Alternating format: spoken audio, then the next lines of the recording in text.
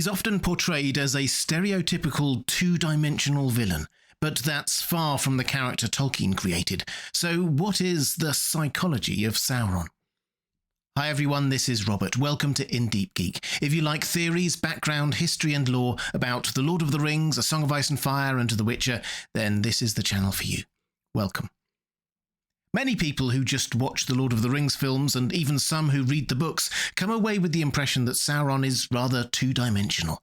This impression is only aided by the fact that we never actually see or encounter Sauron directly in the entire story of the Lord of the Rings. Yes, there are a couple of brief encounters via the Palantiri and the like, but he remains distant. He's there, lurking in the background, clearly wanting to invade everywhere and rule over an evil empire, but we don't get much by way of motivations. And at a more literary level, his absence allows us to place onto him our own conceptions of evil. Sauron is evil, and that's all there is to it. But I suspect that Tolkien would be aghast at the idea that Sauron was anything other than a fully realised character with many dimensions. So let's see what actually drove him. First, for context, we should probably acknowledge that although we think of The Lord of the Rings as being the main event, for Tolkien that was more of a random story branching off of his fully realised world and mythology. For him, the main event was what we know now as the Silmarillion and the wider world building around that. The Lord of the Rings was just the last chapter in Sauron's life, and Sauron was just one actor in the wider drama. So Sauron wasn't just a blank slate for Tolkien, an antagonist for the Fellowship and the Wise at the end of the Third Age. He'd been around for millennia, with a complex past and complex psychology. And we should probably start that with acknowledging that when Elrond talks about Sauron at the Council of Elrond, he says that nothing is evil in the beginning, even Sauron was not so.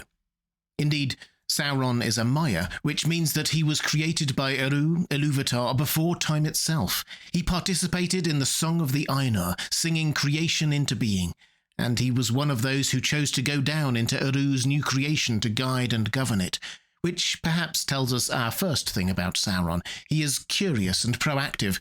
Not all of the Ainur chose to go down, but he did. And once he did, his character really started to come out. He loved crafting and swiftly attached himself to Aula, the Valar who specialised in that, and he learned and grew. In this, he loved order and planning and organisation, which kind of makes sense. He hated chaos and confusion. I like to imagine this as a workman who loves an orderly workshop. All of his tools are arranged carefully in order. Everything is in its proper place, and he doesn't want anyone intruding into his zone and messing things around. Unless he can direct them and tell them exactly what to do and how. You know the kind of person. We might call them particular, or perhaps some other less charitable words, but not evil. And Tolkien was clear that Sauron wasn't evil at that point. Actually, he wasn't even called Sauron. He was Mairon, which means the admirable or the excellent. People respected him. And so he stayed for a long time. It's often easy to underestimate the length of this early period of time before the children of Ilúvatar appeared, because the stories we know occur more in the later years, and even the Silmarillion skates quickly over them. But Sauron's Mairon era lasted a long time. But the fall inevitably came, and it started with his admiring Morgoth from afar. Morgoth was the Valar-level being who opposed all the rest of the Valar, and basically, during the early ages of Arda and Middle-earth, Morgoth had held his own. Sometimes the Valar had the upper hand and sometimes he did, but there was no doubt that he was individually the most powerful being there was. And he was also efficient, effective, focused. He made a plan, then acted on it. All things which Sauron found it easy to admire. Remember, his big passion was crafting, yes, but also order, organisation, planning. Compare Morgoth's efficiency with the Valar, who often found it hard to agree with one another on what to do, changed their strategy on how to deal with Morgoth several times and generally weren't very focused. So slowly Sauron fell into following Morgoth. In secret at first, then properly defecting to become Morgoth's chief lieutenant and commander of Angband, his fortress, which is when the elves started calling him Sauron, not Mairon, the abhorred rather than the admired. At which point we can say that Sauron had indeed turned to evil, though Tolkien says he thinks still less evil than Morgoth, as Sauron was serving someone else, whereas Morgoth was just serving himself and his own will. Morgoth wanted to destroy the world, but Sauron just wanted to rule it. The next big turn in our understanding of Sauron's psychology comes at the end of the First Age. Morgoth was defeated by the Valar.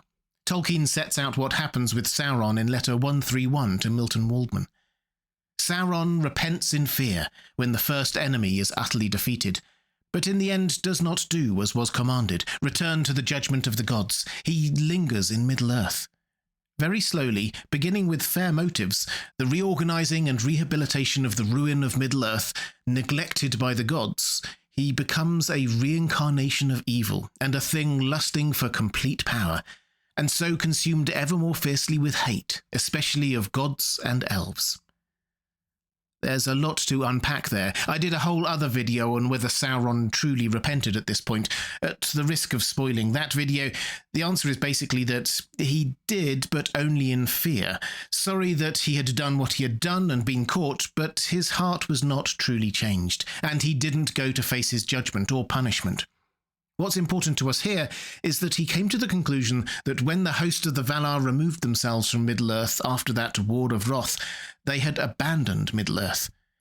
To be fair, this is not an unreasonable conclusion. The Valar certainly didn't regularly visit after that. They hadn't abandoned it, sending Glorfindel in the Second Age and the Astari in the Third, to take two random examples, but they were definitely less directly engaged. And Sauron will have looked around and thought, who is going to provide the order and direction?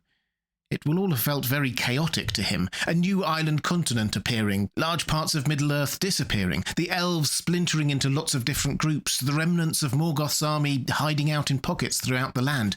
Who was going to take control? He hated there being no control. And he will have looked around and realised that in the absence of the Valar, he was now the most powerful being in Middle-earth. He should take control. Tolkien wants us to understand that although this train of thought was very dangerous and led to him being, in Tolkien's words, the reincarnation of evil, this started with, Tolkien's words again, fair motives. Again, it comes back to control, and the further down his pursuit of control he went, the more he started to hate any opposition to it, which in the first place often meant the elves. So how to control the elves? Through magic, of course, and his original love of crafting. One of the offshoots of Sauron's love of control and order was his patience. He loved a good long-term plan where he was in charge. Hence the plan to trick the elves into forging rings of power with a secret magical link to a master ring of power that he would have. He would be able to control the minds and thoughts of the elves who wore their rings. And yes, the original plan was for all those rings to go to the elves. Giving them to dwarves and men was a later adaptation of the plan. Taking on the fair hue of Anatar, he spent 300 years with the elves of Eregion forging those 16 rings, then a further 100 years forging the one ring back in Mordor, a plan that required great patience and one where he was in active control, not delegating to any minions. Of course, the plan failed. The elves became aware of the trick when Sauron put on his one ring, and he had to resort to good old-fashioned invasion to claim back those 16 rings of power. He was pushed back eventually by the intervention of Numenor, so he now had another enemy, Morr, who opposed the inevitability of his taking control over all Middle-earth. Still, he got the rings and distributed them to dwarves and men. The dwarves proved hard to control, but not so much the men. In fact, seeing the Nazgul much later shows us something of what Sauron originally intended for the elves. High-powered individuals completely under his control. Again, control. When he allowed himself to be captured and taken to Numenor, and then worked his way up to a place of influence where he could push the Numenorians to do things that would lead to their destruction, we see Sauron's default approach again during this age. He needed control, which meant planning and seeing through those plans himself. Any who opposed he hated, and when his plans failed, he responded with deadly force. Sauron never saw conquering and invasion as his first and best plan. Him doing things himself, trying to control others, was always his first and best plan. But things did change quite a lot for Sauron in the Third Age. The Sauron we see in The Lord of the Rings is a psychologically different person to the Second Age version. His need for control is still there, and his hatred of those who oppose him, but they have been tempered by his inability to take a physical form for much of the Age. He could no longer do everything himself, and without the One Ring, he was vulnerable. So instead of doing everything himself, he was forced to rely on others to lead on his plans. Witness the Witch King's work to destroy the kingdom of Arnor, then diminish Gondor during the Third Age. In a previous age, Sauron would have done that himself. Of course, the Witch King, like the rest of the Nazgul, was completely under Sauron's control, but still it was a step back for him. And his vulnerability also affected things. It meant that even when he did have a physical body he could use, like at the end of the Third Age, he stayed back in safety in Barad-dûr, and it meant that he was even afraid of some opponents. He was certainly wary of some opponents in earlier ages, but fear was far from his default setting. Indeed, he seemed happy to face people head-to-head if needed.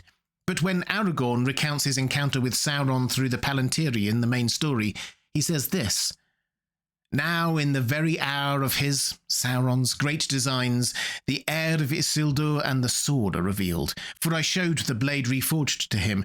He is not so mighty yet that he is above fear. Nay, doubt ever gnaws him."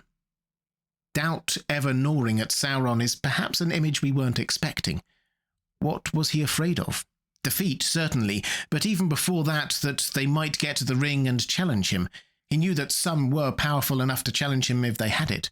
Which brings us to one of the most important parts of Sauron's psychology: his inability to understand that some people didn't want what he wanted, that some people valued love and loyalty and friendship and strength over power and control. He assumed that everyone who got hold of the ring would use it to gain even more power. The idea that someone might want to destroy the ring never crossed his mind. As Gandalf says in the Council of Elrond when trying to persuade people of the best course of action, "Let folly be our cloak, a veil before the eyes of the enemy, for he is very wise, and weighs all things to a nicety in the scales of his malice. But the only measure that he knows is desire for power, and so he judges all hearts. Into his heart the thought will not enter that any will refuse it, that having the ring we may seek to destroy it. If we seek this, we shall put him out of reckoning." Gandalf's understanding of Sauron's mind in this is the turning point of the entire plot. It is how he can persuade people that destroying the ring is possible, because Sauron simply won't be expecting it. And when the end is near, after the Battle of the Pelennor Fields, when the captains of the West are deciding what to do next, he uses that understanding once more. Sauron will assume anyone who has the ring will want to use it to grab power, and already fears Aragorn and suspects he may have the ring, so his doubt will be growing, even as we speak here. His eye is now straining towards us, blind almost to all else that is moving, so we must keep it. Therein lies all our hope. This, then, is my counsel. We have not the ring. In wisdom or great folly, it has been sent away to be destroyed, lest it destroy us. Without it, we cannot by force defeat his force, but we must at all costs keep his eye from his true peril. We cannot achieve victory by arms, but by arms we can give the ring-bearer his only chance, frail though it be. As Aragorn has begun, so we must go on. We must push Sauron to his last throw. We must call out his hidden strength so that he shall empty his land. We must march out to meet him at once. We must make ourselves the bait, though his jaws should close on us. He will take that bait in hope and in greed, for he will think that in such rashness he sees the pride of the new ring-lord, and he will say, "So, he pushes out his neck too soon and too far. Let him come on. And behold, I will have him in a trap from which he cannot escape. There I will crush him, and what he has taken in his insolence shall be mine again forever." We must walk open-eyed into that trap, with courage, but small hope for ourselves. It is to Gandalf's credit that he understands Sauron so well. Without his insight into what Sauron is thinking, the story would have been very different. And this shows that, far from a two-dimensional figure, an understanding of Sauron's deeper psychological profile is actually what proved crucial in The Lord of the Rings. Sauron was truly evil, but he was also once good. and started out his evil plans with the best of intentions. He invaded Middle-earth with mighty armies, but that was never his preferred way of working. He was a control freak who wanted to do everything himself, but was forced to rely on others. He was arrogant and filled with hatred, but also afraid, and doubt ever gnawed at him. He is a complex, layered character. He could not be further from a two-dimensional bad guy. If you'd like to see more Lord of the Rings videos like this, there's a link to my playlist on the left of your screen now. Or to support this channel, thank you. There's a link to my Patreon page on the right of your screen. Thanks for watching. That's all for this time. I'll see you again soon.